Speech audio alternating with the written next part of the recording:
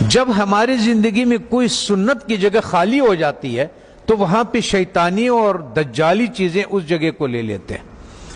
جب مسلمان امت محمدی صلی اللہ علیہ وسلم نے مسواک سے اپنا گھر کو خالی کر دیا تو اس کی جگہ پہ جتنی بھی ٹوتھ پیسٹ ہے جو برش پہ لگاتے ہیں یہ سب میں وہی فلورائڈ ہے جو کہ ہم چوہے مارنے کے لیے دیتے ہیں، اور ہم لوگ اس کے لیے دیتے ہیں جو کہ لال بیگ ہو گیا، زمیندار اسپرے کرتے ہیں وہ یہ کرتے ہیں۔ ہوتا یہ ہے کہ جب آپ کو بلڈ پریشر ہائی ہو یا آپ کو ہارٹ کا مسئلہ ہو تو ڈاکٹر سب سے پہلے آپ کے زبان کے نیچے دوائی رکھتا ہے، اور وہ ایک دم اس لیے کہ یہاں سے بہت جلدی جذب ہو جاتا ہے۔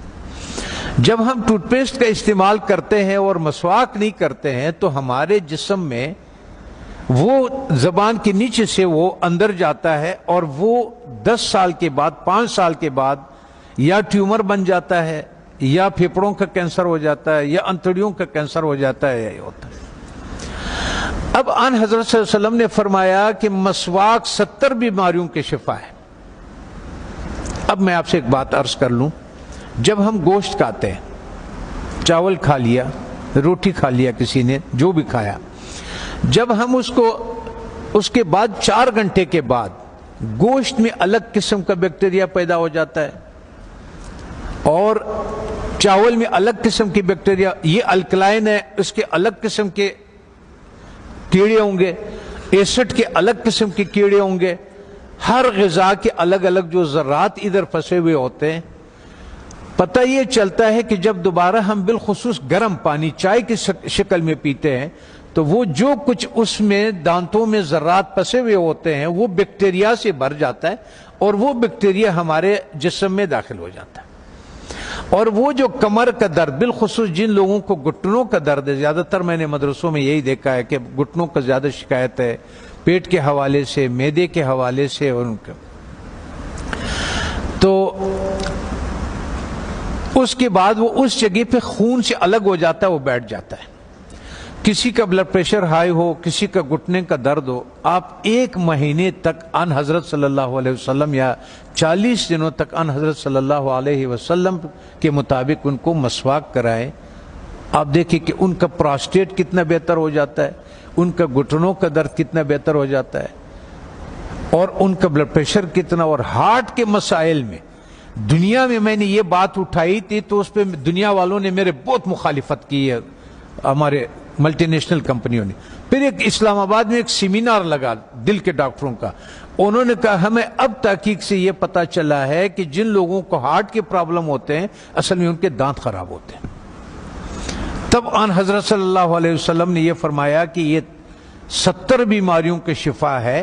اس کا مطلب یہ ہے، آپ اس کے مثال یوں سمجھے کہ ہم اس کمرے میں داخل ہوتے ہیں، کسی کمرہ ہے ہمارا، اس میں ہم داخل ہوتے، آپ اس کے آگے کچرا ڈالتے، آتے جائیں اندر باہر آتے جائیں، 2 دنوں کے بعد آپ دیکھیں گے کہ جو باہر کا کچرا ہوگا وہ سارا کا سارا ادھر اندر پڑا ہوا ہوگا۔ اس لیے جب ہم مسجدوں میں آتے ہیں تو اپنے چپلوں کو باہر اس لیے اتارتے ہیں کہ کوئی چیز اندر نہ آئے۔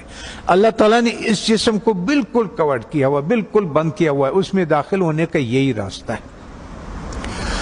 تب ہمیں پتہ چلا کہ ان حضرت صلی اللہ علیہ وسلم سونے سے پہلے مسواک فرماتے تھے، سونے کے سے اٹھنے کے بعد پہلا کام جو ہوتا تھا وہ مسواک ہوتا تھا، اور اس کے بعد باہر نماز کے لیے جاتے تھے تو مسواک فرماتے تھے، اور جب واپس اندر آتے تھے مسواک فرماتے تھے، کھانے کے بعد مسواک فرماتے تھے، کھانے سے پہلے مسواک فرماتے تھے، قربت ہے ہم بستری کے بعد مسواک فرماتے تھے، اور آپ نے تاکید فرمایا وجہ یہ تھی کہ وہ 70 بیماریوں کا شفا ہے۔ جیسے جن لوگوں کا شوگر نہیں ٹھیک ہوتا اس کا 24-48 گھنٹوں میں اگر آپ صحیح مسواک کروا دے تو 150 شوگر اس کے نیچے آ جاتی ہے 48 گھنٹے میں صرف مسواک۔ اور آخری فائدہ ان حضرت صلی اللہ علیہ وسلم نے کیا فرمایا، فرمانے لگے کہ آخری کلمہ نصیب ہوتا ہے اس آدمی کو، آنکھیں روشن ہوتی ہے، چہرہ روشن ہو جاتا، نورانی ہو جاتا ہے، کان صحیح رہتے ہیں، سماعت وہ جو یہ اس کی وجہ سے جو کان کا پردہ بھاری ہو جاتا ہے اس کی صفائی ہو جاتی ہے.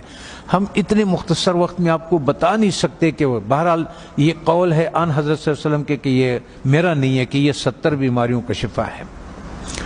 دوسرا ایک اور، جب بھی آپ اپنے گھر جائیں، ابھی تو آپ سفر میں ہیں، اس میں ہے اللہ کے راستے میں اور پڑھ رہے ہیں، آپ کے کوئی چیز اختیار میں نہیں، لیکن زندگی میں جب بھی آپ اپنے گھروں کو آپ کو موقع مل جائے کہ کھانا جو ہے وہ میں گھر میں کھاتا ہوں، تو چند چیزوں کا سنت کے مطابق خیال رکھیں.